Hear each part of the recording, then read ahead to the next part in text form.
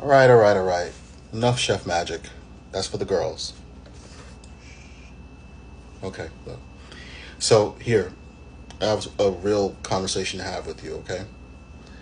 As Father's Day, and that's for those who should be celebrating it. You know who you are. Get off this and walk away. Mm-mm, mm-mm, mm-mm. Don't do it. All right. On Father's Day, it's a little under celebrated. Mother's Day, we take our ladies out, we take our mothers out, we give them and much what they deserve. They deserve our flowers, they deserve our candy, they deserve our hugs. Yeah, they deserve some fun. Okay, so we do what we do. But on Father's Day, I'm not saying that nothing happens, but I would certainly say very little happens, very little. But I want to tell you a Father's Day story. It didn't happen on Father's Day, but it happened to a father. That father is me. I have two sons. I posted their picture earlier. My son Daniel is my son, and I have a second son. His name is Andrew, and he is my foster. I love them both very dearly. The story I want to tell you about is about Andrew. So, when Daniel was about 15, so it's probably around 2000, in the early 2000s, um, Daniel Daniel had a best friend in school, and he was going through a very hard time. He felt extremely neglected. Much of what he was going through was just his home life. His home life was terrible. He was neglected a lot. Unfortunately, sometimes those neglects come from being a parent and being an overwhelmed parent. Now, it's not an excuse, and it does not excuse what I had to help deal with. Andrew was going through a very tough time at home. He had new siblings, twin girls, and another little girl. So he had three sisters, and he was the eldest, and he was already a mess from a parent who neglected him. I don't throw people under the bus, I'll just say that. That difficult time that he went through ended up with him developing type 1 diabetes. And if you know anything about type 1 diabetes, it tends to grab you from childhood. So for a 15-year-old boy, type 1 diabetes was pretty much tearing him up. Wire thin, Andrew was. I've known this boy since he was 9. He's 34 now, and he looks like he's 14. I'm really not kidding. My son Daniel, on the other hand, looks like he's 33. Because he is, and he's very much a big boy. Well, he's a big man.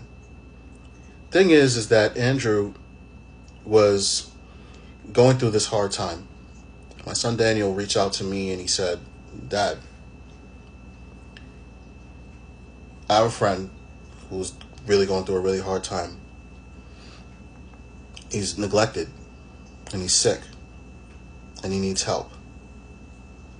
And right now, the thing he could use the most is a dad." I don't think I was more proud in my entire life of anything. That includes even his birth, Daniel's birth, than that moment. It showed me how selfless he could truly be and how loving he could really be. So I said, along with my now ex-wife, bring him. Bring him home. And I told him just like that, bring him home. That afternoon after school, when they both arrived, I made sure they both ate. They both did their homework, got things done.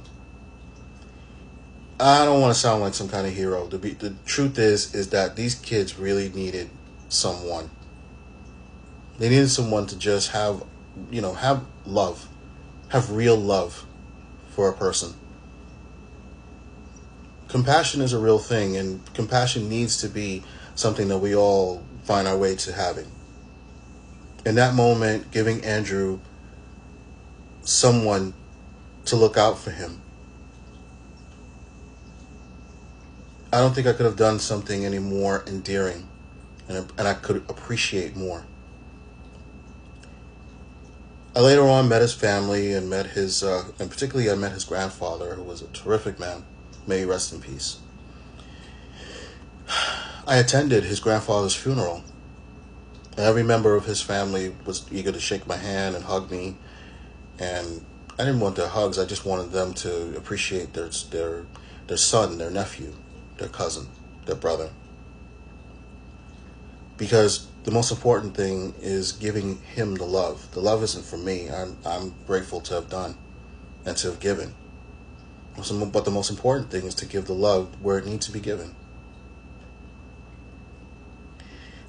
I have been so proud of that moment, not for me, but for my son Daniel, because he truly showed me what being a human being is all about.